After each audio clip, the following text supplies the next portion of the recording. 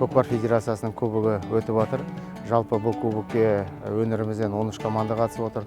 Бұл командалар кей өңірлерде екі командадан қойып отыр. Бұл енді ойынға Көкпар Федерациясының кубогына біздің енді қала әкімдігі шетте қалған жоқ, қала әкімдігінің қолдауымен өтіп отыр. Бұл жарысқа кез келген өңірдің, кез келген аймақтың командалары шектеусіз қатысуға мүмкіндік бердік.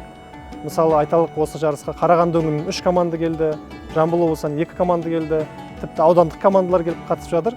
Сондықтан бұл бір жағынан үлкен тәжірибе, олар үшін үлкен Қазақстан чемпиондарымен ойнап, Қазақстанның негізгі облыстар құрамаларымен ойнауы.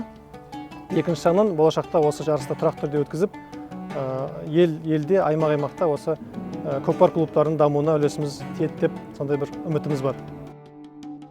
Көкпарды таңдаған себебім жастайымнан атқа құмар болып өстім. Осы ойынға тиянақты дайындалып келдік. Облысымыздан 2 команда келді. Жамбыл облысының Әулиеата клубы және де Жамбыл облысының Мерке ауданы клубы. 2 клуб осы ойынға сақадай сай болып дайындалып келді.